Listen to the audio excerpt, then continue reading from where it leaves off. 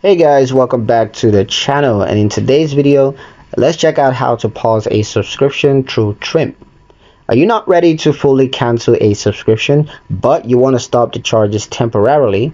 Well, Trim lets you pause certain subscriptions, giving you flexibility without losing your account. Here's how to do it.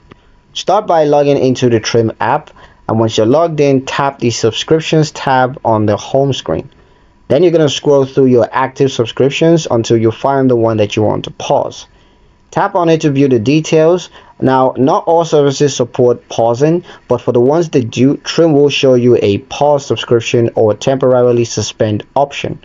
Tap that and Trim will either initiate the pause for you, or they're going to guide you through the steps needed, depending of course on how the company handles account suspension.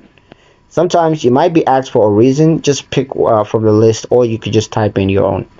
If the subscription doesn't support pausing directly, Trim will usually recommend alternative actions like setting a reminder to cancel later or contacting the service manually. Once confirmed, Trim will update the status in your app and you'll stop getting charged during the pause period. It's a smart way to save money without fully cutting ties.